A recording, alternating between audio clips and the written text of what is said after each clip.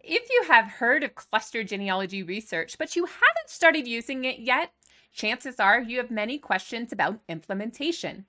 Awesome! You've come to the right place. Howdy, I'm Devin Noel Lee with Family History Fanatics, and I love helping you have fun climbing your family tree and connecting to the past. Whether you call it cluster research or fan club research, this intermediate and advanced level genealogy research methodology helps you find more clues and answers while building your family tree. If you haven't learned what it is, please watch this video, which will be linked at the end of this video or in the description box. For those of you who understand the concept, let's tackle some questions frequently asked by people who are ready to use cluster research but haven't started yet. Do you always have to do cluster research? No, because the amount of cluster research you do depends on how easily you can answer a research question. If you start researching an ancestor to identify their parents and you have a census record that directly states their relationship, an internment record that identifies your ancestor as the son of a couple in the same plot, a marriage record that names the same parents from the census record and the cemetery plot, and a birth record that identifies the same parents from the previous record, then you have a straightforward answer to your question. If you want to move on to another research question, go for it. However, when you have conflicting or missing pieces pertaining to your research question, expanding who you research will often lead to ancestors. In other words, the more difficulty you have researching a person, the more you will need to leverage the extended circles of that person's community. When is cluster research beneficial? When a research problem is complex and requires indirect evidence, or separating same-name individuals. When potential answers to your research questions conflict, when you're stuck with genealogy research, when you're doing DNA matching and triangulating, and hopefully when you start writing a biography about an ancestor. While you can likely think of cases that fall into these categories, here are two specific examples. In cultures where the woman takes the name of her spouse, this often requires finding clues that indirectly point you towards her maiden name. For example, the marriage record of Michael Billman to Caroline Geisler could suggest her maiden name was Geisler. However, by researching the children of Michael and Caroline, you will soon discover the three children have the surname Geisler, while the other two have the surname Bildman. This detail suggests that Geisler is not Caroline's maiden name, but rather a married surname. Furthermore, searching for a father for the three children reveals a previous marriage record for Caroline Mock. Using indirect clues to get to a record that states her maiden name is just one example of many that fall into cluster research. The second example expands on Heinrich Mock, her father, who moved from Hanover to Franklin County, Ohio. After researching him and his children, I needed help determining his home village in Hanover. So I began to research his neighbors, the Pusakers.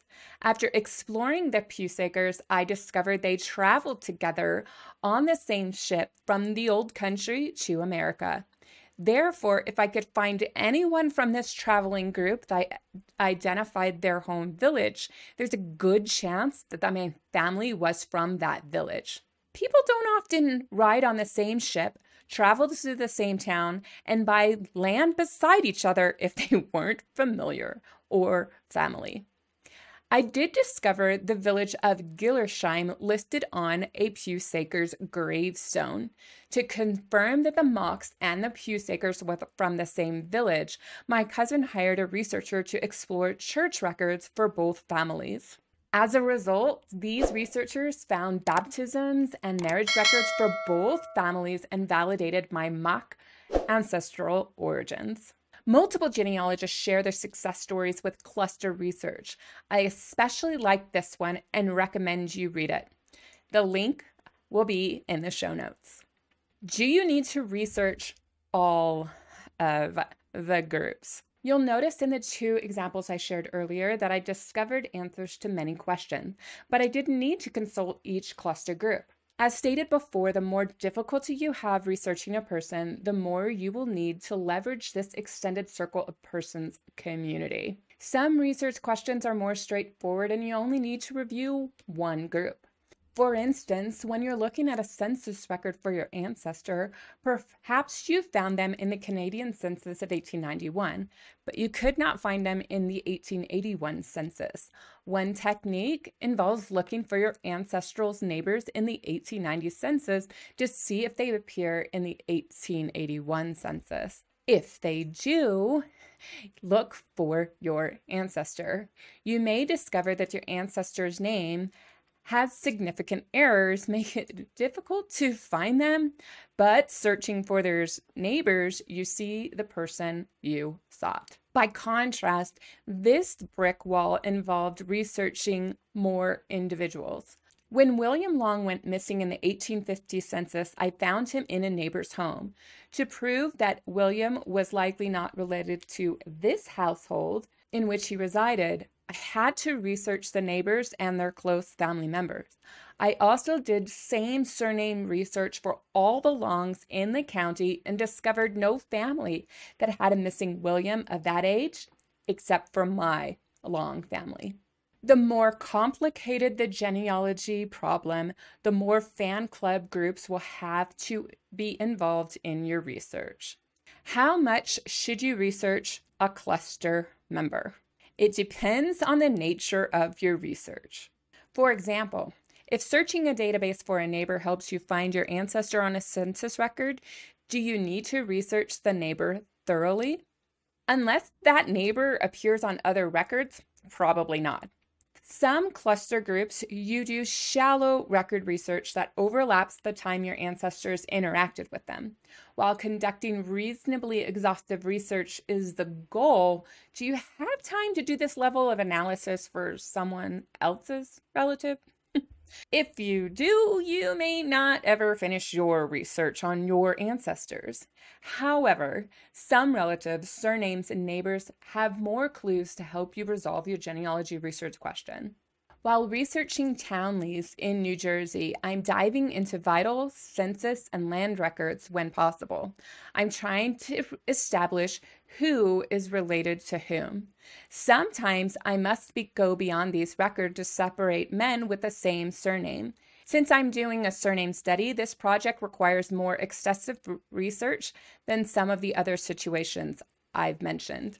Take a reasonable assessment of your research project, then decide how much research you need to do to address your question.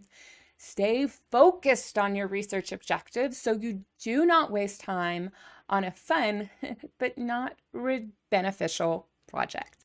Hopefully, you now have the entry-level questions addressed and are ready to do fan club research. Go ahead and give it a try, then come back and answer this question of the day. What additional questions do you have about cluster genealogy research?